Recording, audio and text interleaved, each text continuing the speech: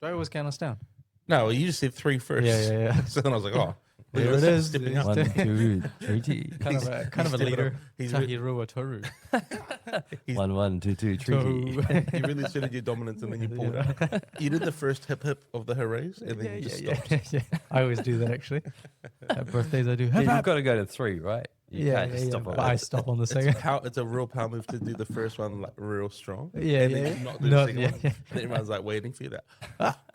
You're like, gotcha. Holding the room. Just turn around and grab Ruined a your piece of birthday. cake. No, my birthday's ruined. Yeah, everyone go I home. love those. It ruins the OCD people in the room, mate. Yeah. You're, oh, where's the third one? I've got to do a third one. Nah, do you know what's awkward? Is because at kids' birthdays, it's like, yeah, we'll do them all. Yeah. And then what age do you reckon they start questioning that? The hip hips. Yeah. The 10? There is a period where it's weird, and then it gets back to being normal again. I think. So you reckon it's like, it's really cool when you're young, and then you become too cool, Yeah. and then it becomes cool again, but then you're too old to do all of them. Yeah, but like when you're old, it's sweet again. It's sweet, but you can't do like 30 hip hips. No, it's 3. Three's Three, max. yeah, Three's okay. max. So then 3 becomes the default. So up until, let's say, 8, I'd like it right now. I mean, 25. 25. I'm going to need to start pushing doing it some a little cardio. bit. to get- My issue is that when people sing happy birthday, I haven't been to a birthday party in years where everyone started on the right key No. and stayed in key. It's kind of They the stayed joy in of it. tune. Yeah. The thing that I always hate about happy birthday is, well, other than being the recipient, is when I'm there as part of a group, they always look at me because they're like, oh, you sing, you lead us. Yeah. And they think it's real funny and endearing. And then I'm like, this is my shot. You know, I'm like, no, I don't want to sing happy birthday. I don't like happy birthday. But I'll be the first one to say hip hip hooray. Yeah, well, I'm not. That's him. I'm usually I like to just, I lip sync a lot of happy birthdays. Yeah. Yeah. I do that too now because I just can't stand everyone being out of tune. Oh, I hate it. Nah, do you know the thing I hate the most? Happy birthday, the worst happy birthday thing is when you're at a restaurant and your sister starts it. That always happens to me. How do you Just to mean? say. My sister always a happy birthday when we go out for dinner, like on birthdays, not all the time, Love but like, that. she'll be like, come on, let's sing for your birthday. Ah. And you're like, I'm socially awkward, stop it. And then she's like, no one ever does this for me. I'm like, oh, Aw. I'll take the hint. The happy birthday's for you. I love that. I love that. Well, we're back here. Chateau Pillar. Yeah. Sacre bleu. Yeah, so good. It's good to be back. Good to be back. Missed you guys. Thank you. Thank you. 7 days makes 1 week. Wow. You're an educated man. Can you say that in Terreo? Is One, there, one, is two, it, two, 3D. do they have happy birthday in Terreo? No. Well, yeah, they'll have a version of it. Can, Oh, if we're it's going to say the that, same can we tune. get it right? Terreo. No. Say it again. He's an immigrant. Terreo? He's allowed to Terreo. sing. Terreo. Terreo. That is You it? got to roll the R. Like a Southlander. Did you rate me at the debate when I was doing my I was like talking about the real? Oh, the Reo? Yeah. I was checking out some lines at this debate was that I did on dropping some- Saturday. Some Tangata Whenua language. He didn't realize that I was Terreo. cultured like that. It was actually quite I know that incredibly- you know stuff. No, I'm willfully ignorant. You just let on that you don't. You just, yeah, your you just make- background as well is quite incredible in terms of the education and the schools and the. What and can the- I and the- say? And indigenous knowledge that you've instilled. Indigenous knowledge, in other words, vibes. We're here to do some indigenous vibes. That was said by Nick and Sia. Nah, it's good. It's good. Nah, so we did that debate about the treaty with the Big Hairy Network or the Big Hairy News guys. That's not just you calling them that, right? No, so That's actually their name. but me being big and hairy did result in the invite. Yeah. Which is so awesome. yeah, so initially I was just meant to be a commentator, and then David Seymour and Casey Costello pulled out from the debate. Yeah. And then it turned into more of a panel discussion. Wasn't as combative as what they probably imagined. And then my goal, I said to Ari at the start, I was like, I'm never going to win the room. I'm never going to go and argue these guys into alignment. But I'll just ask some leading questions here and there. And Yeah. I feel like, I achieved what I set out to achieve, which was I wanted to learn, I wanted to challenge, and I wanted to sort of leave with a bit of respect. And I think I got that out of it. So All of it. I think I all mean, of it. yeah. like, you can't be the Chuck Norris figure that goes in and just throws 12 people out of the ring. Yeah. there was like probably 150 people there. Yeah, good turnout. good Decent turnout. turnout. Yeah. And it was, the panel was 5. So it was 4v1 plus the 2 hosts. So it was like 6v1. a 6v1 effectively. They were really nice to me. They made sure the crowd knew that I didn't have to be there and that I had actually stepped up. And So you use like that principle in Wing Chun where they use the force, the energy of the opponent against themselves. Yeah, well, probably the part where You let them undo themselves with their own arguments. Win chum. yeah, I probably yeah. asked this question that set the framed the entire conversation for a big portion around education. Yep. And asked, if education, I think education is important. Should we not look at like people who choose to educate their children this way or that way? Whoever has the best result is obviously the best system. And they were like, and then they realized what I'd said, and they're like, no. And I was like, but if there's a system that we can opt into or opt out of, this choice, then you can choose to do treaty education or te reo or whatever. But if you don't want to do that, you can go back, and whoever has the best result, contest of ideas, marketplace of ideas. So the choice only applies if it's kuriko papa, if it's full immersion. Well, that's the thing. They want there to be like 100%, but they want the default to be at least 80%. So there is no choice to get away from cultural education, which no one is like, I don't want to go. I want to get away from cultural education. But yeah, most people are like, fair enough, whatever. Do what you want to do. Yeah. But then, like, when it becomes like a forced ideology, I think people would like that opportunity to avoid it. Yep. Yeah. Anyway, it was good. What do you think about the event? I thought it was fun. The premise, I just pulled it up. I found it. Was the government is giving the treaty its proper standing in legislation and society. Oh, yeah, that was one of the questions. That was the poster kind of proposition, which I think is not a great question because what is the whole debate is what is the proper standing of Te Tiriti in New Zealand legislation? And what was your take on that? Was your final sort of like summary, your one line? We kind of went away from that, didn't it? We went away from it because I said because secondary to that was should the government be funding a bunch of initiatives, and I said, well, no, I don't think the government should be paying for it. And they had brought up a few times how powerful their community was and their mana and the hikoi and all this and that. I was like, look how far you've come in terms of cultural restoration and reviving your language. Like you've done that on your own backs, even though the government has paid for a lot of that. I was like, wouldn't you prefer to continue doing that? Because if the state becomes responsible for it, they'll be able to kill it, cancel it whenever they want. Right. Yep. And they were like, no, well, the government has a responsibility. I was like, yeah, but you guys also have the ability to do it. You also have a responsibility. Well, what's interesting is that when that sort of the Māori Renaissance, the modern movement back towards culture and language, sort of was really kicking off in the 70s and then into the 80s, there wasn't that much funding at all from the state. It was a lot of community initiatives, marae and just activists, effectively like people in education and elsewhere who were like, well, let's just work together here and we'll start something, and pilot projects emerged. And then it kind of gained traction. And that's the thing is like, they have pretty good support from the state. Yeah. They want, I don't know what, like, I think we never got to the point where I could ask them for tangible, practical. Right. It was all word salad. Because I just wanted to ask, what would that look like in reality? What would it actually look like where it got to a level where you were happy with what the government was doing, where you were just really, when you felt it was enough, and we never got there. It was all just vision and ideology and all that, which was good. Like 85% of what they said, I was like, oh yeah, I can actually understand what they're saying. They have this vision for a New Zealand where Māori are prosperous and thriving, and they have a healthy community. But I just don't think the government is the answer. Yeah. And they didn't agree with me, but they did agree with me. And I did think I probably gave 3 answers across the whole evening. So I didn't speak a lot. But the 3 things I said, I thought to myself, this is actually a pretty David Seymour thing to say.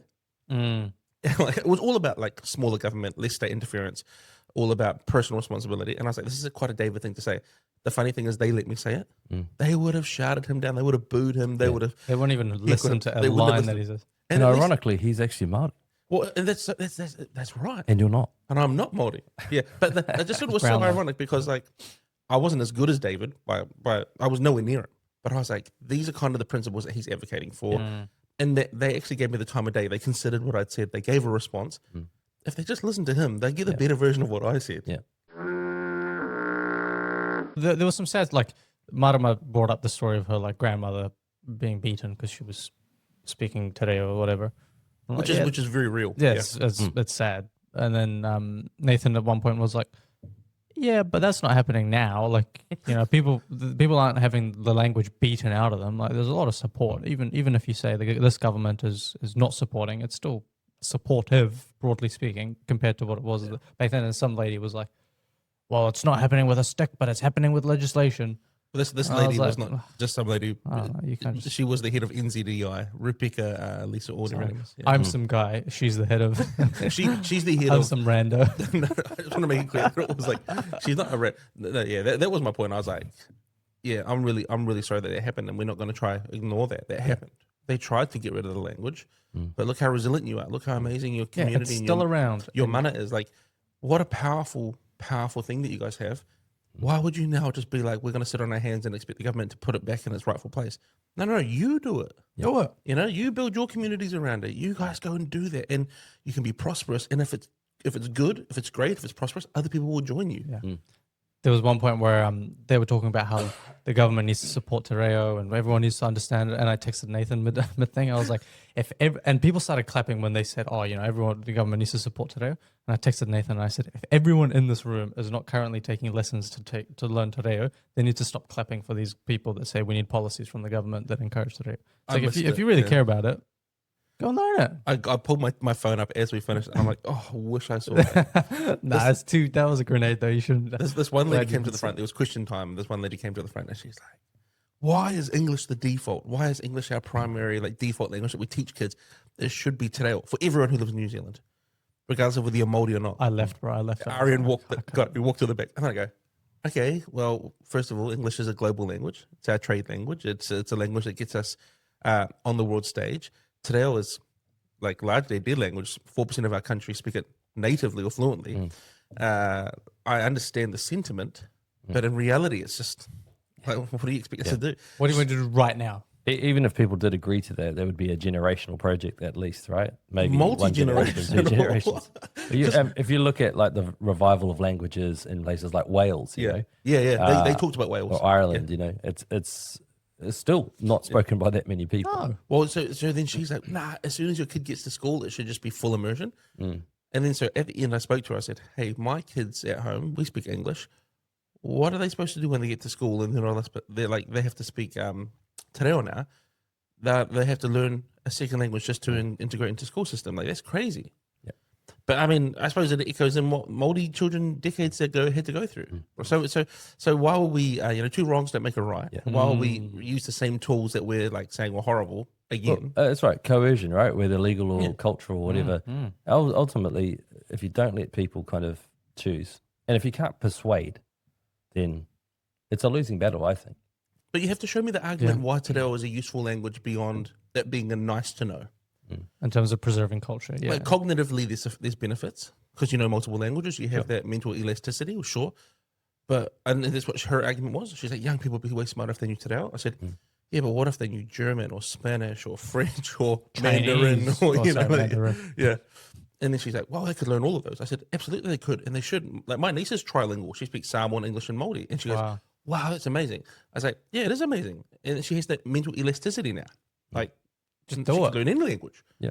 Anyway. No one's stopping you guys. No one's stopping you from learning another language. Go learn it. Leave me alone. It obviously opens doors, right? Yeah. It opens doors in terms of education, in terms of your work prospects, and just being able to identify with people and understand them a bit better. That's the other thing she said. She's like, why can't our kids learn Māori at school? And I'm like, they can. Send them to a full immersion called Hangareo, send them to something like that. And she's like, no, they should be able to learn it at every school. It should be coerced into them. And I was like, you're arguing for something that exists.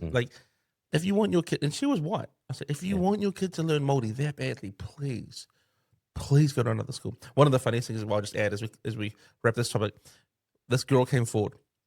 I don't want to judge a book by its cover. Very clearly lesbian. She goes, how do we make sure that we play our part in revitalizing the culture? And then they go, have lots of kids, raise it, teach them on, and then she goes, is adoption a choice? Oh, and then they go, no. Sad. That's sad, poor girl. And I was looking at her and I was like, oh, she probably came up looking for something you gotta go put posters up, go protest in the streets. No, they said, go have children. And she's like, that's a good answer. I don't want to do that. Can I adopt? They're like, so no. Poor girl. What a time. Anyway. We forgot to open with a karakia. Oh, is that a karakia in the back? Yeah, the animals are doing a karakia for us. No, we've got Sorry, to open that was with a joke. karakia. I'm not being racist. Continue. You're not joking. No, No. Everyone laughed. Play the laugh sound. Ah. Oh, that's the music one. Anyway. Do we have a laugh one? We do it. Yep. Yeah. No. Oh. No, we don't have a laugh one, do we? Oh, well. Guess I'm not that funny. Sorry. We don't have a laugh. I'm really sorry. No. That's all Sorry. right. But we don't. Yeah, we need to. I'll get one. Yeah. We should have opened with a karakia. Sorry. So just talk to me about the David Seymour doesn't want karakias. He's even open to getting rid of the parliamentary prayer, according to Bob McCoskey. That's right. Yeah, I mean, he was asked about it on maybe Breakfast or wherever it was. And he kind of like, they talked about the parliamentary prayer. I mean, the national anthem, right? God Defend New Zealand. I brought this up the other night when I was being interviewed about it. The Good point. national anthem is God Defend New Zealand. But we have another one, God Save the King. It's still officially That's our right. other This is national true. anthem. Is it a different song? God Save the King, you know, the British, the UK's national anthem. Oh, is that one of our national anthems? That's also one of our national anthems, officially. God Save the King. I'll learn that. But they're both, Yeah, it's easy. Ontario. It's easy. Let's but do that one into it's a lot easier than the God Defend New Zealand version. But both of those have God in them. And like, how do you get around that? Right. So do we just get rid of all of it? Well, but I saw David on whether it was Ryan Bridge or whatever, and they said, well, you know, what about a Christian prayer at the beginning of Parliament? And he said, well, everything's on the table. I think that was the sentiment. Everything's on the table. That's his default position. We should discuss and debate everything. So then when I saw people being like, David Seymour wants to get rid of the Christian parliamentary prayer, I'm sure if you gave David carte blanche, he would remove it. But he's not saying that he wants to forcefully remove it. No. But he's a look. Allegedly, I'm a Christian. Some believe. Allegedly. Some of the memes you send me suggest otherwise. and maybe you can convince me otherwise. I love that our parliament has a Christian prayer at the start of it because I'm a Christian and I think it's awesome. But if it were to be removed, I don't know if it actually has any substantive value because the people in that parliament right now, by and large, couldn't care less about it.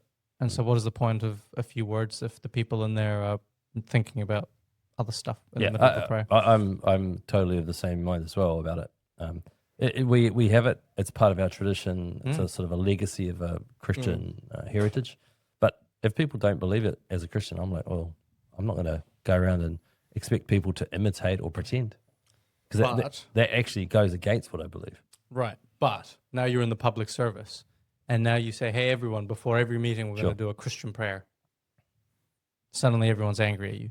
Yep. But you say, hey, we're going to do a karakia to the unknown God. And everyone joins in.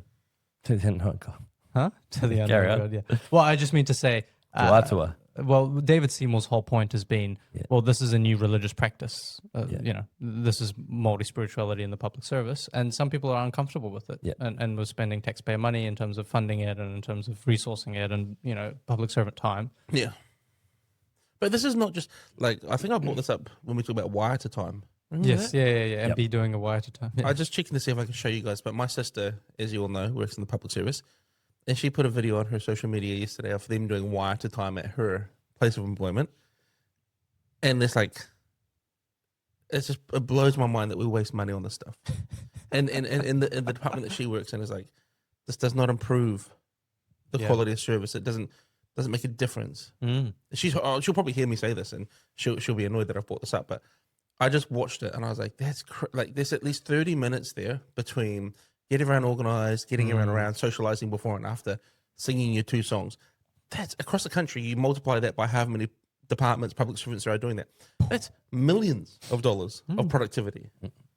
That's right. So what I'm saying is fire them all. That'll annoy you. My mate messaged me and he goes, what the heck is this? Like, sent me it. And they go, I'm not stopping till they all work at supermarkets. It's just such a waste of time. And my sister's defends it by being like, oh, well, actually, people tell us it really improves their day. I said, well, getting the service they need actually would improve their day quite a lot as well. Like, that would help them a lot more in my view. But anyway, that's just me. That's just me being grumpy. I totally agree with you guys. I think that ultimately these things are all up for debate. We should attempt to persuade people of our view. But we should also accept that if we don't convince most people, or at least a majority, right, in a democracy, then we just have to abide by that. You mean the tyranny of the majority? You know. Oh my gosh. So intelligent. Whoever came up with that word. You're telling me that most people are happy? I hate it. It's only a tyranny when it doesn't go your way, right? Start a petition. So this goes into the bigger conversation of ACT calling for a one public service for all. He's made some David in ACT have made some calls to end race-based or I suppose diversity hiring, which I'm all for. Why would you be hired on the basis that you look a certain way, believe a certain thing, or act a certain way? Should be purely based on your performance, your qualification, your ability to just deliver in a role. But is that racist? What he's doing? What I'm doing? What me and David are No, saying? I think I think it's you're right. anti-racist. I think the whole thing's been inverted, right? Yeah, yeah. But it used to be that was racist to discriminate on the basis of your race, of your cultural background. Yeah. And now apparently it's the opposite of racism. They say things go in discriminate. cycles. Used to be uncool to be racist. Now it's super cool to be racist. Dude, I just can't imagine the argument being like, look, these people with this skin color, they're really incompetent. Yeah. So we need laws to help them because they're just like really weak and they can't do it for themselves and they're not very good at their job. Yeah. So we just want to give them a hand. I think that's really condescending. Well, that's not what Billy was saying about multi-seats. He's like, why have Makes you me feel. ring-fenced these I might be seats? wrong, but it's a bit icky. Yeah. If you could pick a rule. Okay, here we go. If you could pick a rule to disproportionately benefit all Iranians, Hell yeah, I'm taking it. what rule? I'm taking it. What rule are you putting in? Ooh. No tax Yeah, on that's- anything. We don't pay any tax on No anything. tax. No tax. Because it's just life is so hard as an Iranian, you know? Just so much oppression from the Islamic regime. You know, our language is whoa. The Islamic. The This is Islamic- a love of peace. Ah, Religion of peace, mate. not the ones I've interacted with in Iran. Those Iran. ones. Yes. My language is being eradicated now. Everyone, you know, you go to school and you have to learn Arabic. I want to preserve the Persian Farsi. language, Farsi. Yeah. So I'd like no tax, please. I'll actually start doing that right now. Yeah, I actually like that as well. If I could pick a rule for all Samoans, it would be free KFC. But it really ruined the whole system even more. Yeah. Wait, the Greens might take you up on that policy. They love free stuff. No tax is so good. Imagine if we had no tax. Dude, I'd do so much. Someone came up to me the other day at church and they go, "Hey, how's it going? How's everything going?" Blah, blah. I'm like, "Yeah, good. How you going getting my taxes down?" And then I go, "Well, that's the taxpayers union. And they're doing a great job, but that's not like I advocate for lower taxes, sure, but that I think that's who you think I'm working for. But shout out to the taxpayers union; they're doing a good job. Nick, Yeah. What do you think? What's your rule for white people? Obviously, you've already got all the rules in your favor. So Have all the land. We've got it pretty good, haven't we? I don't know. I think we should impose some Nick's like, to hardship. see less brown people. I think hardship breeds, character and resilience. So maybe we That's a need good answer. something that actually holds us down a bit. Oh, Camps with striped pajamas. who wants to? Oh, my, that was said by Nathan Sealy. Oh, guys, they know who said it. Okay, I'm the only one on here saying this stuff. No, but what do we think about the removal of diversity, equity, inclusion rules? It's good. Yeah. I mean, Why are you hesitating? 1 + 1 is 2. I think there are things like scholarships that traditionally we used to help people who were coming from like backgrounds where there wasn't access to education and that type Yeah. of thing. I don't know why that isn't the right thing to do, or that's not a good sort of model for what we want to do. So I think those sorts of things are important because it encourages initiative, it encourages enterprise, and the individual sort of motivation. Is there a meaningful difference we can paint between those two things? Because I think there is, but Yeah. between like you say, preferential pathways for scholarships, people will see the ones that are largely cultural and say, "Oh, this is horrible." But then there's rural ones as well, right? Sure. And there's people who earn under a certain socioeconomic band. That's very different to being an employee or being employed based on, unless you're a cultural advisor, but that's very different to being a public service employee based on your ancestry, I right? agree. Yeah. I think access to opportunities is important, but there has to be some recognition at the same time of the challenges that some people face because of where they're born or who they're born in, the families they might be born into or the culture, where there isn't actually capital. There's not necessarily the same support in terms of education. And part of that is cultural or different ethnic groups have to understand that maybe some of their cultural values are limiting, educational aspiration or whatever else. Like some cultural groups, some ethnic groups really promote educational aspiration. Yeah, Indian and Asian and Yeah, and it's become like a makes joke to a yeah. lot of people, but that's because it does reflect a certain reality. Now, it's not true of every family in those Mm. groups, but it is more and more an indication of what they aspire to. But you see it like every now and then the media will do a story on cost of living crisis and they'll find some teenager in South Auckland who's got a job at a supermarket and to support their family. And they'll say, because this teenager's family is being unfairly targeted by cost of living rises, this teenager now has to work at Pack and Save 4 evenings or 5 evenings a week, which means they can't study, which means they can't go to university. It traps them in the cycle of poverty. But that is as much a cultural expectation as it is an economic reality, right? Because in that community, from my experience, there is an expectation that parents will put on their children to pay back or to look after them. And they've brought that timeline way forward because they're not waiting until their child has finished education, university, high school, and achieved a job that has enough excess income to do that comfortably. They want it the second they're eligible to work. Yeah. And so it's like you bring another breadwinner into the home, and actually some of these parents stop working at that point. Wow. And then that person becomes the provider for their family at ages 15 onwards. Whoa. So, yeah, cultural norms. That's Play a crazy. huge I factor, didn't yeah. know that. And it's not It's that pretty common. like Wow. it's easy to go to those tropes of this group are lazy, this group don't have ambition. It's not necessarily that you can apply that type of label. These are complex issues. Yeah, it's just that some groups haven't necessarily been shown or taught how to maximize opportunities within a system because they're still operating on the principles of an older system. Yeah. Or there's been breakdown, in that family or that cultural unit where people aren't there to pass on those lessons. Because we underestimate, I think, when we've had really good intergenerational transfer of knowledge and understanding of that's a great systems, point. right? Yeah. That's a great point. I think what you said about equal opportunity or equal access to opportunity, if someone is given that extra help or this carve out that enables them to go to university, I think that's a wonderful thing. I agree with that.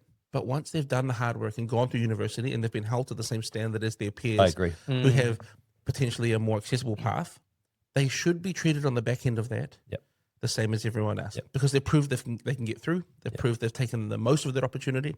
You could say they got a hand up. Well, if they had to do the same amount of hard work and get the same scores as their other peers, they've earned it. And I think it's important that people on the right of the political spectrum are not so black and white about all of this stuff and really harsh on kids, because the reality is kids don't get to choose who they were born to, right? What families they were born into. That's right. And so there is a certain amount of, hey, if we don't want an underclass to develop, we don't want people that are held back simply by fault of their birth, nothing else, then there should be some opportunities in place to help them if they want to springboard, right? Yeah.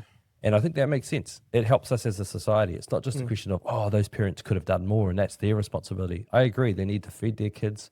They need to clothe them. They need to keep them healthy. Those are things that doesn't matter who you are. If you make your kids your priority, you can achieve that. And even in New Zealand right now with the cost of living, that's still possible. Stop riding the coattails, would you? Coattail?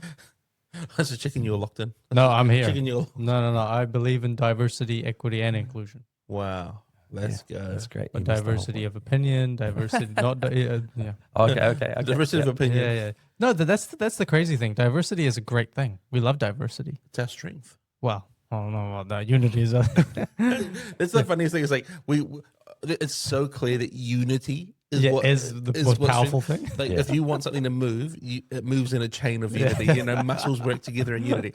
If every muscle in your body just decided to do its own thing, you would be dead. Yeah. Well, and that's it, right? What are the fundamentals that we need to be unified on? Because otherwise diversity just pulls everyone apart and the system fractures. Exactly. And that's why we draw from those broad first principles of everybody is valuable. Yep. Everybody has innate value. We should all be equally free to live the life that we choose with minimal interference from the state. And we should be responsible for ourselves, then our families, then our community. Yeah. Yeah. It's that simple. Easy. It's easy. And look at us. We're super diverse, us three. Yeah. Because what are you? Male. I just had to double check. I'm also a male. Just in case anyone had any questions, Nick and I are also males.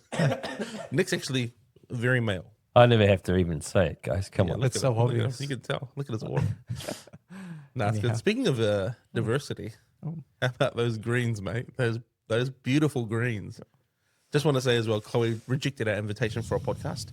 Chloe with an O with 2 dots at the top. I'm not surprised, but can I just say, when it comes to dealing with public invitations for things like this, there's like a base level of, I would say, just like friendliness. Cordiality. Yeah, cordiality. So like people who don't accept our invitations will usually be like, "Hey, thanks so much for the invite. Like, really sorry we're not going to be able to accept it."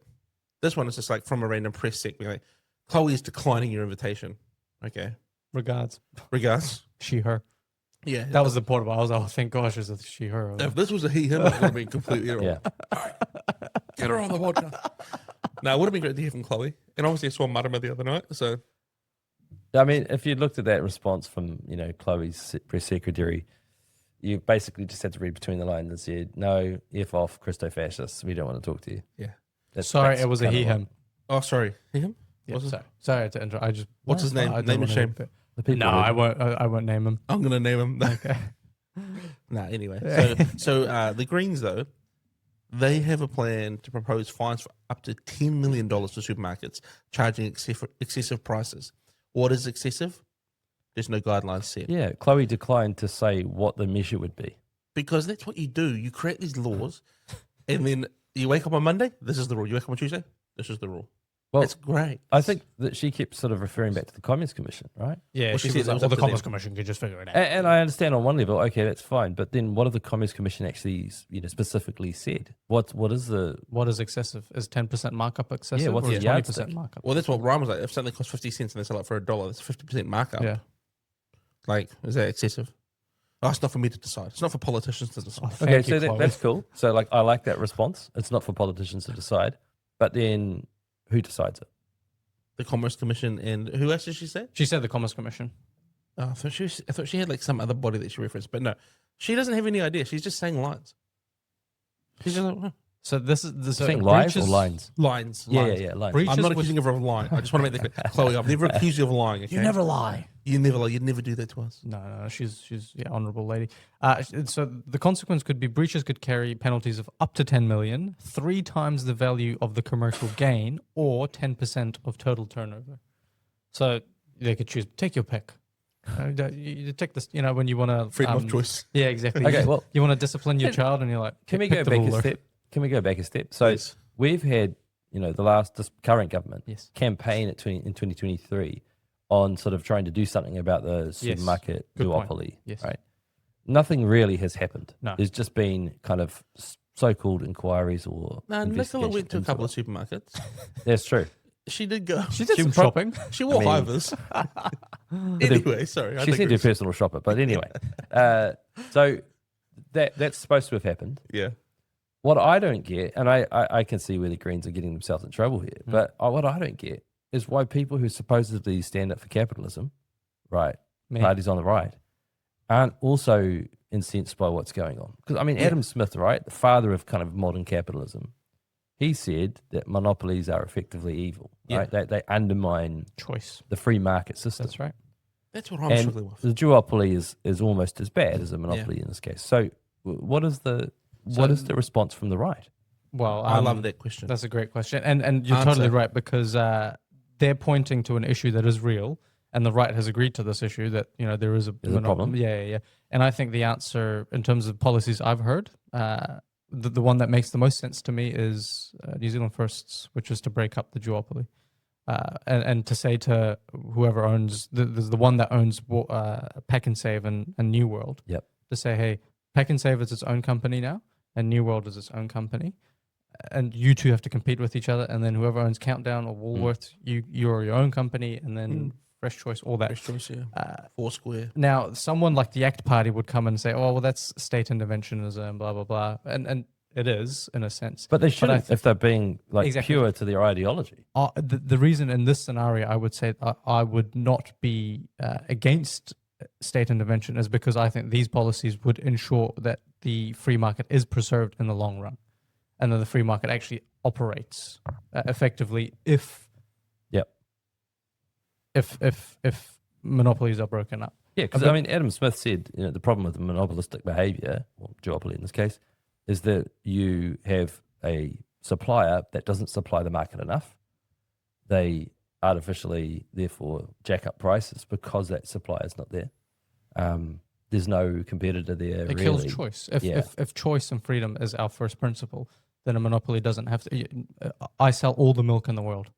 Yeah, and it just doesn't. You're the only. I'm the milkman. It just doesn't limit prices going up. Which is what competition should really do. It affects quality. It affects. Yeah. So I mean, I think the Greens need to come up with a coherent response to this problem, but we're also not hearing anything from the right on this, other than break up the duopoly. What does that look like? Yeah. It's a good poll. I'm not too in too much in disagreement with breaking up a duopoly. I think in America, this is a case study that I should have looked into. But in America, in the early days of the oil industry and all that, I forget his name, but one of the presidents basically broke up those oil companies. Yep. Because he said, if I don't, the public perception of the free market will turn against the free market because people will say these people are making money in ways that are evil and corrupt. And in the long run, they'll vote for policies that break up the free market, that increase taxes because they don't like the operation of the free market. And so I'm going to break it up to actually preserve. Yeah. And this is, I'm really struggling with why there's so little action on this from most of these political parties. Because if you think about it, your grocery bills, that's probably the biggest expense each week. I mean, okay, there's your mortgage and your interest rates will fluctuate, but that's much more of a kind of international market problem. Which you can obviously adjust with your own reserve bank and so on. But the groceries are like, that's what's killing people right now. And it has been for quite a few years. And we're not seeing any improvement on that front. No.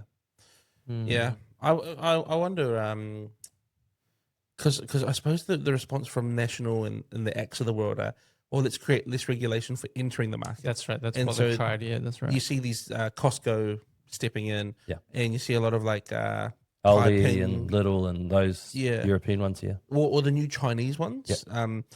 So they've tried to remove barriers to entry so that people can get started up more, but it is hard to compete with such well-known brands. Well, and when you hit, but I think the biggest issue with that is that there's such massive market share. How do you actually begin to claw overnight? It doesn't. That's right. Well, there's one Costco versus however many new roads, pack and saves. And the Costco model works on massive scale, right? When they build, they go big. Well, I can't imagine a Costco being sustainable in Dunedin. You know what I mean? Like, born and raised, grew up in Dunedin. I remember Pack and Save being like this revolutionary. They've got one Pack and Save. Really? Yeah, in Dunedin. Huh? Yeah, it's crazy. And everyone just goes to it. How many people live in Dunedin? 120,000. Oh. Yeah. And a lot of them are student population. Like 20,000 would be students. Small. So there's there's two countdowns that I can think of, or maybe three. The two new roads, one Pack and Save. Anyway, so you can't just take a Costco and chuck them everywhere. No. Or like this, the other Asian one, Foodie, Foodie, out right next to Costco. Yeah. Oh. But a population the size of Auckland is like... I'm not going there. Well, people are going there, which is crazy, but West Auckland. Yeah. So they want to do one out south in Drury. Yep. And they want to do some out north. But does that work in a... Well, I mean, we've seen the warehouse, right? They try to run this model, and they still kind of a little bit do. They still have, the section with some... They tried to go to Warehouse Extra. Dry goods and stuff. Warehouse Extra that they tried to bring. Yeah, I think so. I mean, they introduced a pharmacy as well and all that. It's a bit like a Walmart. Wow. This is a few years ago. It's like a Walmart model. Yeah.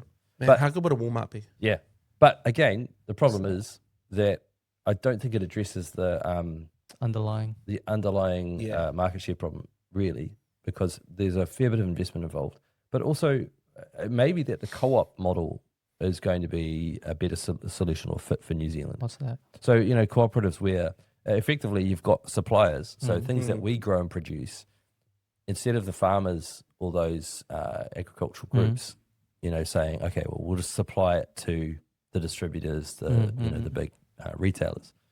We'll actually look to do some of that ourselves, and we'll work with others from our region. Let's say you're Taranaki or something like that. So you go, okay, we've got our dairy producers, they've got the different things that they supply, and then you've got, people selling, I don't know, whatever else, agricultural goods. And they go together, they form a co-op, and they supply basic goods to the market in that province, that area. And that becomes, a much more effective way of regulating price when you're dealing with the big supermarkets. Because, the big supermarkets say no, they can put that 50% markup on it, and there just isn't a serious competitor that nearby. You're the only one. You're the only shop. I'd love to be a monopoly. That's the Iranian in him. Have you heard that joke? The comedian is like, how come only one company is allowed to make the board game Monopoly?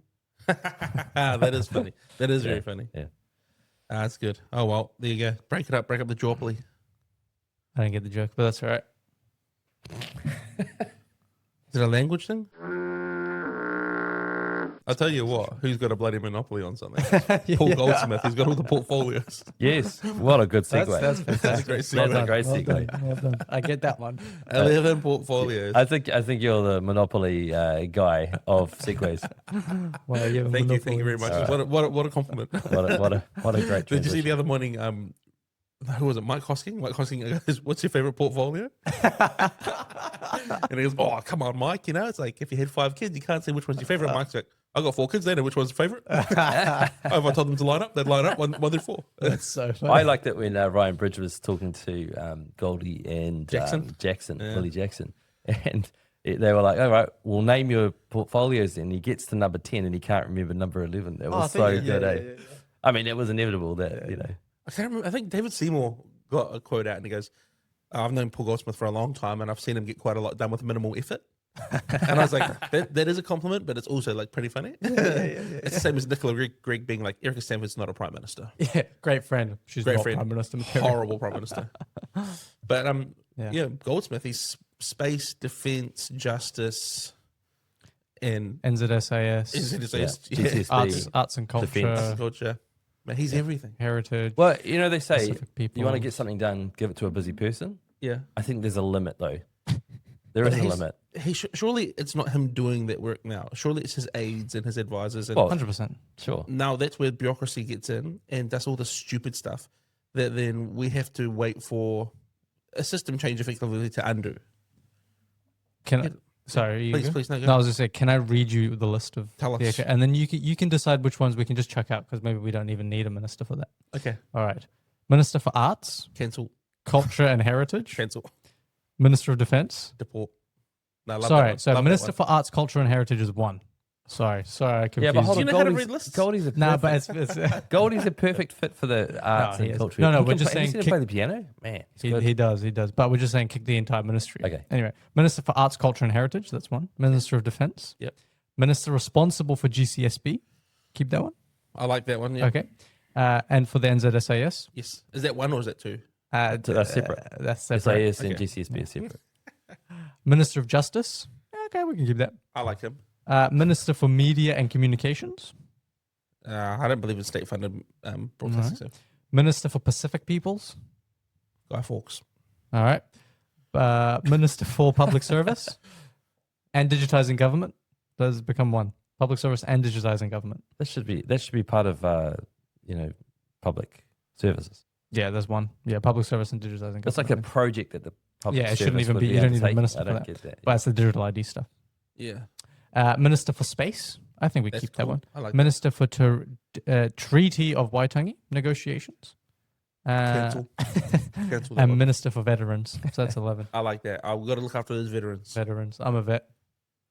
I love that that. stolen valor. Don't I ever mean, say that no, again. not like that. No, I Don't meant ever like say that It's again. just so wrong that like Chris Pink. Okay, yeah, I get it. He took a gamble, he lost, but he was the ideal minister so for good, man. veterans, GCSB, NZSAs, Space. and space and defence. Yeah. He was perfect. The one that got away. So sad. We love you, Chris. If you ever hear this, Chris, Please come on the podcast. And the public, Come like the public reaction, overwhelmingly has been what a loss. You know, When was the last time you saw someone this loved? Dude, Well, honestly, no, seriously. across Yeah. Parliament too? And I Yeah. don't think they were being Yeah. facetious about it. Like No. people genuinely Everyone like likes the the guy. guy. Jenny Anderson was like, "Oh, I entered Parliament at the same time as him, and he's fantastic. He's amazing." It's Like, crazy. and Mark Mitchell's like, "He's one of my best friends. I love that guy." Yeah. I'm like, yeah, well, Mark, you stabbed him in the back.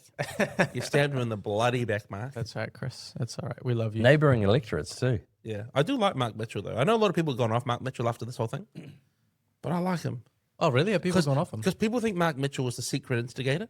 Oh. Like, not to roll Luxon, but the enforcer. To be like, if you guys don't roll Luxon, I'll have you all. I'll do it. Ah. No, he won't do it. He'll go after them. Ah. You don't want to mess with Mark Mitchell. No, he's a good man. Nah. I heard one of his stories where he's on a rooftop in Iraq with some sniper. Yeah. Yeah, he's had some pretty intense experiences. Has he got a book? He doesn't have a book, eh? I don't know, but there will be one after politics, that's for sure. I want to meet. I want to catch up with him. We saw him at the airport that time. Remember? Oh, it was me and you, eh? Yeah. And he was just like, "Oh, keep up the good work, boys. Keep up the good work." What a legend. I was We like, don't know what the work is, but Thank you, Mr. Mitchell. Oh, what a legend. Yeah. So what inevitably, Inevitably. I speak English. He's like the Swedish. Have you ever seen the Swedish chef from the Muppets? I'm asking the wrong person. Have you ever seen the Swedish Yeah, I chef have. from the Muppets? Yeah. Inevitably, he will. Inevitably, this would Carry on. mean that the Inevitably, what? that the public servants are just running the system, and They are. that's it. Yeah. Like surprise, surprise. And, Or and national staffers are actually making decisions. and national giving- party staffers. Yeah. I hate those guys. Maybe, I don't know. Yeah, could be. Anyone who works for National enemy. I mean, they're going to be like sitting there gaming this and going, all right, how do we deal with this for Paul? And how do we do that for Paul? And then he'll go, okay, sweet. You guys have figured it out. Cool. You go and do it. Just do it. Yeah. There is a huge amount of trust in that, in their eh? So that's the problem. And I think a government minister should ultimately have that buck stops with me kind of approach or Have a principle. sense of direction and all that. But The system requires somebody to be in place that can have oversight. You know, the point of a government minister is not to oversee every single decision that's made in the department, right? no, of course. It's to be there to go, why are you doing Yeah, that? vision, direction, Yeah, and is it accountability. consistent with what has actually been formulated through government policy? It'd be crazy if we go to war though, and Paul Goldsmith is our defense minister. I think that'd be quite funny. It'd be very funny. He'll be busy. You say he missed a defence event with New Zealand and Japan. Yeah. There was a pre-prepared event with Japan, Australia, Japan, Yeah. and New Zealand that he wasn't able to make. That obviously Chris Pink was supposed to go to, And it was a last crucial meeting for Yeah, procurement for that's New right. Zealand Defence Force. Yeah, so you know, People stuff say that we've need. lost out on some money in terms of Yeah. people buying from our industries. Yeah, because we need allegedly. the Minister of Defence there to help with access to Yeah. those conversations with the big players. Yeah. And without that big name, you just don't necessarily have those introductions. Yeah. You don't get the doors opened. It's So- not existentially, the worst thing that's happened, but it's not ideal. We'll see. And maybe it is. Maybe. When everyone goes, hey, can you reach for the... Oh, no, you didn't buy it. Because remember Goldsmith. Goldie was like in the Chatham Islands? Yeah. He was busy. Oh well. He was there saying, he's there in the Chatham Islands on the beach saying why the government wasn't going to help with the restoration or the Of the ancient waka. archaeological dig for a waka that's been found there. Yeah. Really? Yeah, did you see it was funny, him and Tama Potaka were standing there on the beach in the Chathams instead of him, Goldie being in Australia at this my defence thing. gosh. And they're like, yeah, so no, we don't think we can fund it. But we've flown all the way out here to tell everyone that we can't fund it. Okay, cool. Don't fund it. But like, what are you doing there? Go to Australia. Do the stuff Cancelled. that is fundamental for our Should have security. sent me. I would have gone. I would have happily gone. I know nothing about defense, but I would have fronted up happily. As long as the taxpayer pays for it. I'll do a karakia even. And therein lies the problem with people who want to work in a public service. That's their mentality. They want to sell their souls. Oh, Sell their just pay souls me. for power. 150K, I'll do it. Nah, so it's good. Yeah. So Yes, sir. this whole citizens only voting thing, I'm all in. it's going pretty well. It's going pretty well for New Zealand first. Now, not overall, but on that specific policy, people are on board, which I'm not surprised about at all. That's not Every controversial. single party's been polled on this, right? Yeah, That's not Supporters have been polled. Yeah. And they're all, there's a majority in favour of only citizens voting. it's the same as like in the States when you look at voter ID. Like there's the left who are like, we can't have voter ID because it's racist because black people don't have IDs. And then you talk to like black people, they're like, oh, makes sense. It help with election fraud and Yeah. I've got an ID. They don't know how to get IDs. It's like, do you know where the DMV is? Isn't it just over there? Yeah, exactly. Yeah, that's where I got my license. And then in New Zealand, it's like only citizens should vote. Everyone on the left was like, that's racist. How dare you? Immigrants make our country wonderful. Everyone who's a citizen is like, yeah, Yeah. makes sense. That's honestly. Makes a lot of sense. Or some other, it was such a great idea to just be like, that's a policy. Because it's so smart. It's not crazy controversial either. It's like it's pretty common sense. It's part of National should have totally. It's symptomatic though of this globalist view that you see from kind of the urban liberal educated like people that vote on the left. No to borders. They're like, oh, these poor people of who are non-white will not be able to do these things, and we're denying them. And there's all the rest of those people that they're speaking for apparently are like, yeah, we understand that. Why would we vote? We've only just arrived. So just imagine you're immigration, and this is the questions. Hey, welcome to New Zealand. Great to have you here. Quick question. Is being able to vote make or break for you? It is. Okay, go back to where you come from, where you can vote. Yeah. Or they say behead you, and or they say, of course, it's not important to me because I've just arrived here, and why would I expect to be able to vote? They say, what do you mean vote? What does that mean? A vote? Democracy. What is democracy? Yeah. But you mean like if I stay here for a decade, I might be able to pick the leader? Whoa. But That's even better than what I if just they've had. come from a democracy, they're like, yeah, back home we don't let foreigners vote. Yeah, And you have to be a citizen. Yeah. exactly. And that was interesting because I've seen a couple of interviews with people out in the street where they were asked that and they were like, yeah, no, it's normal. Like Makes we sense. can't believe that you allow non-citizens to vote. Yeah. Yeah. Yeah, so but fun. no one is illegal on stolen land, and I think this is something we need to just remember. Come on now. No one's illegal. That's right. No one is illegal hold on, on but stolen land. you got to take that a bit further. That means everybody that isn't indigenous is illegal on that stolen land. What is indigenous? Really? I'm indigenous. Otherwise, it doesn't make sense to say that because the land's stolen.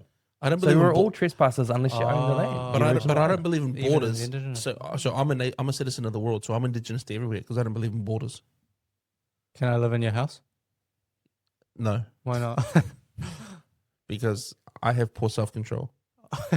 I'm doing this for you. Well, I'm that works. protecting So, you. you know what? I'm convinced. I'm doing this. I'm protecting you from me. You've You convinced think me. I'm locked in here with you? You're locked in here with me. Yeah. If someone breaks into my house, I know exactly what I'm saying now. Lock the doors. I'll be waiting. I'm ready. Nah, it's good. So we're all in favor. Citizens only vote. Yep. Yeah. As a lock it in. citizen, just making sure everyone knows I and am a citizen. People need to naturalize, go through that process, become a citizen. You did today. I am a citizen. Yep. Yeah. But you can speak to that. Like, what was it like to go through that process to be like, I was quite young. I got Officially. my citizenship when I was 17. Yeah, but I mean, you came here when you were weren't 7 or 8. so When I was 9. So Nine, you got a memory, don't you? I do remember. Okay, so you've been here for 8 years. Yeah, 8 years in the country, Yeah. and that's very Took about- formative yeah, time for took a you long because time. you're a Yeah, kid, teenager. That's right. But now you get your citizenship. Yeah, that makes sense. Did And I you love do the reading comprehension test? No. We went to a ceremony in the Vector Arena or some arena Yeah. just there, Yeah. and the Governor General does a video for you, and you get a piece of paper. Was and that cool? I enjoy. I still remember it. Was There's it like lots of- graduation? Yeah, kind Yeah. of. But I think if I were to get my citizenship now, I'd be like elated because I love New Patriot. Zealand. Page. I liked New Zealand when I was a little 15-year-old, but I love New Zealand. Yeah, because you've been able to appreciate just That's what right. you have here. That's and- right. yeah. As of right now, on the 21st of August, Mhm. 2026, Kulei Wong is coming for a podcast at an undetermined Friday. We'd love for it to be next Friday. We'd love for it to be anytime. Kulei, we'd love to hear from you. I don't know if she's going to come out after the Q&A episode. It was a tough one. It was a tough one. I felt for her. But did you watch it? Her Yeah. Q&A? Yeah. I What do you watched it. reckon? I watched it.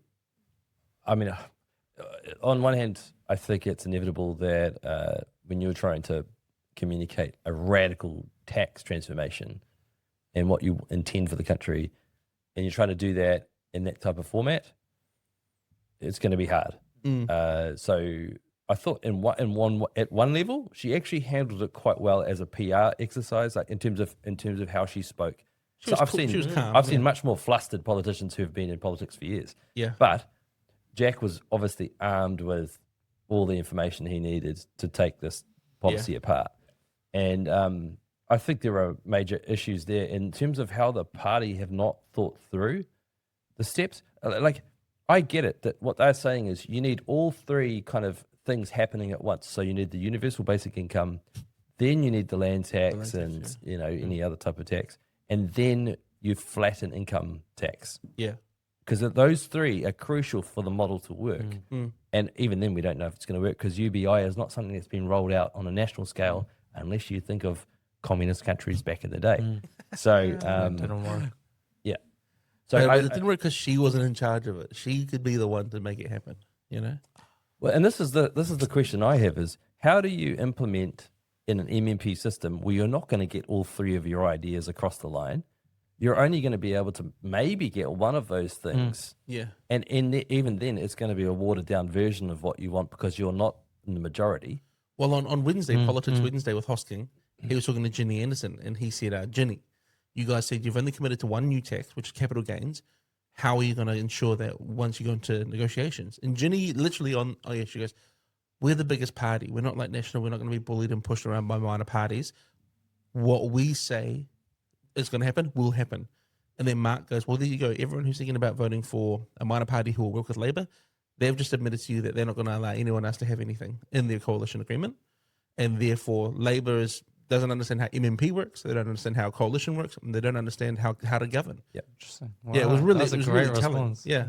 So, what do you think about the, QLA's Q&A? interview? I think I agree with Nick. And again, I watched it and I thought she did well fronting up for a very poor set of ideas. Like to be the spokesperson for ideas that are very difficult to speak for and justify. I thought she was very composed. And I think spoke especially well. as a small minor party. Small minor party, and she's only. So I was like, she spoke well, but terrible ideas. So what do you do with it? You brought it up the other week that they haven't actually come up with these ideas. They've just It's all Gareth Morgan. Gareth Morgan era ideas. What from I 10 years ago. worry, and some of I think some of the UBI stuff is maybe just I think they do believe in it, but part of it is because they're a new party, they want something flashy and new just to get attention. But what I worry about is even if they do get into parliament or into government, what I worry about is a lack of principles when it comes to making decisions on topics that come up in the future. Yeah. I don't know how they're going to vote on things because I don't actually know what they believe in because they themselves don't know what they believe in. No, we know in what they terms of believe in. principle. Like what are they, so, well, I can say for ACT, I can say, okay, I know these are your principles. I can kind of gauge where you're going. For New Zealand First, I can do the same and a little bit for National. And then New Zealand First is whatever's the most popular. yeah. Whereas, like, there's lots of policies or some policies for top that I think are actually positive in terms of investment and research and investment, blah blah Yeah. blah. But they don't want divisive politics, They don't. Yeah, and they want it to be. I just want to know Not the tribal. principles. I want the principles. Well, I think that they fall. Principles. I think they fall, especially economically, into Yeah. the democratic socialist camp. I don't think there's any. The Zorans. Well, he won't be able to go as far as they are proposing, and I don't even know if he would propose what they're proposing.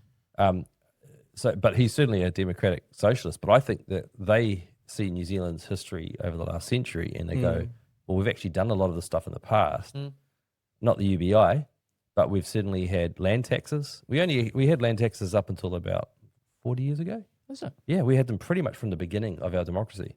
Mm. Now, were they as big as they are now? And did we have other taxes lacking that we now have? Right.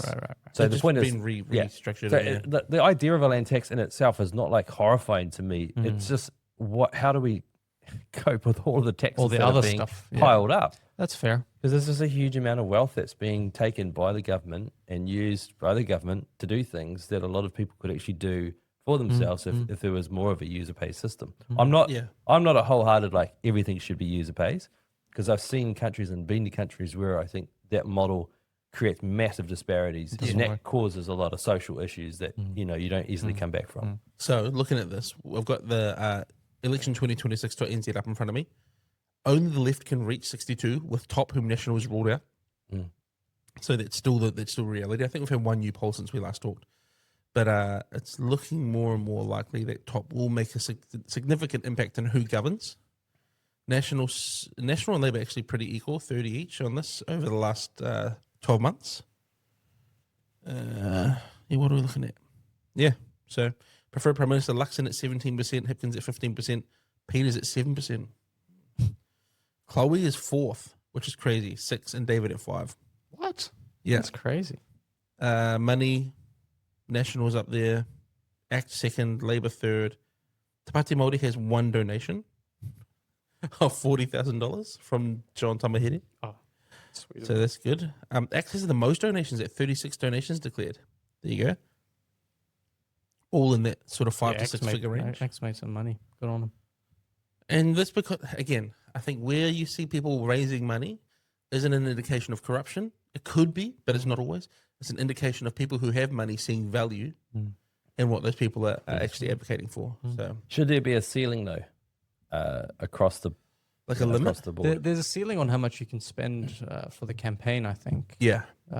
But you mean to say a ceiling for how much someone can give? My problem with that is it's very difficult these days to actually know where the line is with the campaign. And there's a lot of ways, a lot of soft influence that can be below purchased. the line. Yeah. So, Like a dinner. Yeah, and that won't be scrutinised by, by electoral authorities. So, Yeah. I think, well, David said he's open to working with Top, or not in those exact words, but, he said he hasn't ruled them out. So Luxon might have a 4-party coalition in the next government, which would be crazy. imagine that. Even though he said he ruled them out. I mean, I can't remember who it was, but someone said it would be good for Q to win a seat, then sit in opposition. Was it you? Or was it you? No, it was Email Talbot. Yeah. someone more intelligent than me. I brought this up, but Yeah. let's say, for instance, that she won Mount Talbot. It's just not impossible. No, not at all. After some of the stuff I've seen in Helen White lately, I'm hoping she wins it. Holy. Sorry, Helen. That was said by. But no, if they did that, I think that it would give them more integrity. It would give them a stronger standing, with those who voted for them. Yeah. If the Labor government get in, then it would probably make sense that they form coalition with Labor. To like on principle say no, we won't be in government, even if it's a left wing government, would be probably a bit crazy. But certainly trying to like work with right wing parties, I don't see how that's going to work at all. I think it's going to hold up a right wing coalition. But hey, if it's the only option that either side has to work with Top, then they have the power. They're the new Winston Peters. Oh, that's crazy. That's crazy. She's done it. She done it. When she comes on, round of applause. When she gets here, we're going to have to get one of these. Wow. And don't use the laugh one. I thought we had a laugh as well, but maybe we I don't. remember hearing it. Don't do the wow wow with one. Yeah. Anyhow. But such is Anyhow. such ni. What a segue. What a segue. Wow. Ni hao wow. Sheshe, brother. Welcome to the People's Republic of Chateau Pillar. China, CCP, foreign interference, the NZSAS report warning just outright about foreign influence from China. Yeah. Very, very From the motherland. very straight up. There's no beating around the bush. Last year's report felt more veiled. It felt like a little bit like, oh, look, there's some people doing some stuff. Well, I feel like early days they released a report for the first 2 days of the report. They're like, China's pretty active.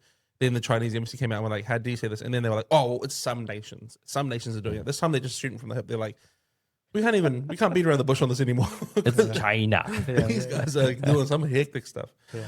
But no, you talked about it with Andrew. It's just crazy. And then you wrote about the Confucius Institutes. Maybe start there. Tell us about this Confucius Institutes. Yeah, we talked about the report, I think, briefly last week. So people are aware broadly, and we talk about this issue almost every week. But one thing we've been talking about specifically this week is about foreign interference in academia. Yeah, influence and interference in academia, and the use of money, the use of students who are foreign exchange students who come and do research programs on sometimes incredibly new and powerful tech, innovation, and they take that research back and use it for their own purposes to further the desires and the plans of foreign states. And so that's been one of the warnings that's come out from that report. And then interestingly as well, in April last year, there was a report that came out about just Confucius Institutes. These institutes are CCP funded. Part of the United Front. Part of the United Front. I mean, just like straight up, everyone knows this. Yeah. And receive money from the Chinese government. And their aim is to proliferate Chinese language, Chinese culture, all that. CCP evangelism. CCP evangelism quietly. That's right. And interestingly, in the past couple of years, 11 countries have either closed or investigated or limited the powers of these institutes in their country. Australia was one of the most recent, wasn't it? Yeah, that's right. They did 6 last year. Yeah. They still have some operating, but with higher scrutiny. So I think the majority of universities in Australia no longer have Confucius Institutes in Yes. Yeah, exactly. Schools, Just because of those threats. Yeah. So crazy, eh? Yeah, exactly. And so, anyway, all that to say, that's the story. Even just this week, the U.S. Department of War put out orders to research security audits on Confucius Institutes and named them as well. So how's New Zealand doing on this front? You know, Nothing. how many of our We're doing universities nothing. still have a Confucius Institute? 3. We don't have that many universities, so we have 3 universities with Confucius Institutes, as far as I understand. Yeah, out of what, 6? Yeah. So do we know what they are? Auckland, Vic, and Otago? No, Canterbury. Canterbury. They have some department in Otago, but it's not a Confucius Institute. But anyway, no one's doing anything about it. The crazy thing to me is that Canterbury have a Confucius Institute, and then they also happen to employ probably the world leader, Anne-Marie Brady, Professor Anne-Marie Brady, on this whole problem of China's foreign interference activities. Bullets and band-aids, mate. You got to keep your friends close, your enemies closer. Yeah. Christchurch is also crazy because of the whole Antarctica issue. Yeah. Port's the gateway to Antarctica. That's I'm telling right. you. Close. That's right. Which is why Anne-Marie is actually an expert in that area too, of Antarctic sort of politics. She's a smart lady. Yeah. Well, Anyway, but yeah, I just thought we'd put it out there. People know about the issue. We'll do some more research and put it out. But yeah. Fun fact. Notice though that there's been absolutely no comment from senior figures in our government. Well, Goldsmith's got 10 other portfolios that he's got to juggle first. So can you blame the man? Busy. He's busy.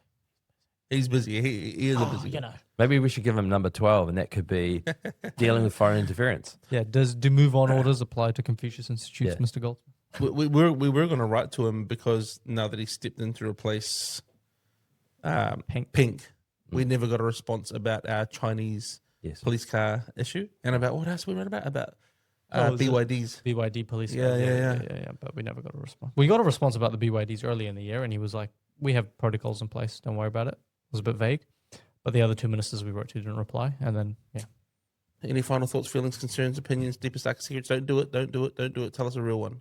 No, not you. I close. I'm curious to see what's going to happen. Global energy is reaching a point where it's not so much just a question of where the oil's coming from, but actually where the refined fuel's coming from. So there's a few regions of the world right now that are looking at this problem and saying, okay, we better start pushing the panic button. Yeah. I know we've had this kind of coming and going, ebbing and flowing over the last 6 months, but the problem is like now we're looking at an even more extensive issue because Ukraine and Russia, that's taken a lot of fuel out of the system as well.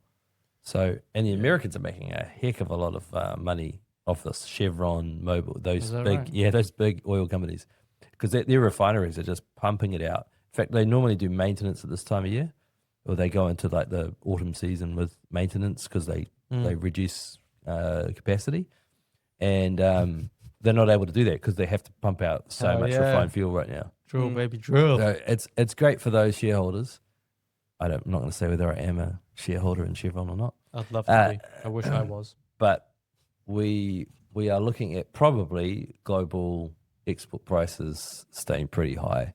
Yeah. So on goods that we get from around the world, that includes the major manufacturers like China, because China have used up most of their reserves, and they don't have an alternative at this point unless they get a special Oman Iran deal. But I don't know where that's going to go either. I don't think that's happening. So anyway, that was just mine. Well, Oman is... I think it's something to watch right now. Is refined on fuel. the record. Yeah. Yeah. Very, very insightful. Thought Trump would have had it sorted out by now. He's really let me down. I think the US is going to withdraw. You reckon? Yeah. Well, They'll keep an embargo or a blockade in place. before the midterms. But but I think beyond that as well. Yeah. So just in general, not as a last ditch attempt to get public sentiment back. It seems to be that's what's coming out of the White House at the moment. That seems to be the kind of line they're taking. I haven't been following Trump or any of that stuff very closely lately. Just sort of all seems to be happening. And then I listened to Hosking on Wednesday, and Richard Arnold was going on and on about this young aide who's like was with Trump at the moment. Oh yeah. Never heard of her before. But Blonde lady. yeah. Yeah. But apparently she Not like Caroline. no, not Caroline, a new one. And she like leaves notes around the White House for him saying, "I love you. You're all that matters to me." Stuff like that. I don't know how true it is, but Richard Arnold had to be in his bonnet. He always does about Trump. Does she want a job in New Zealand? Is what your mail order bride.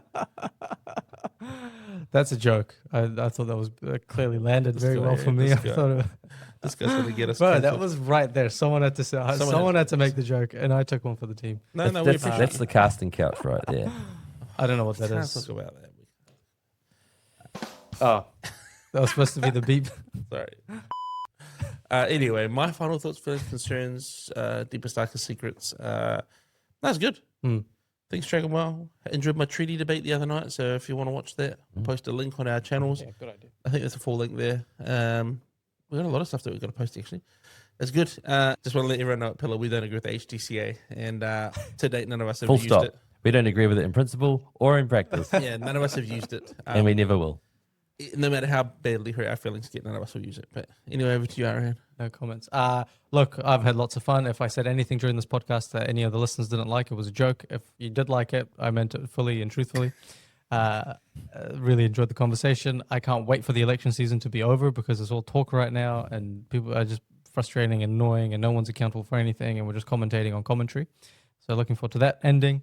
And So any tell us final... how you really feel. Yeah, join the rest of the New Zealand Well, public. Yeah. Tell us how you really feel. And if anyone wants to sell me a monopoly business, a business that has a monopoly over the entire market, I'll take it. If anyone wants to buy Ariane a new car, he's having some real car issues as well. So Oh, dude. he had to go to the panel beaters to save his car. And honestly, I think they should just crush it. My mum's waiting for that thing to just stop working. She can't So, wait. If anyone has a car that Ariane can have, he'll pay for it. He'll work it off. will. Whatever. Just has to be a good I'll deal. mow the lawn for you He'll do whatever every you want. weekend. Anything you want. He's a hard worker. Thank you. What is it called? A fidget trade? Is that what they call it? Fidget trade? No, Oh, what's that? I don't know. Go It's a on. word. Please. It's a word I learned. Anyway, look, we've been talking for a long time. Thank you all for listening. Thank you for watching. Stay in touch. Stay in tune. We'll see you soon.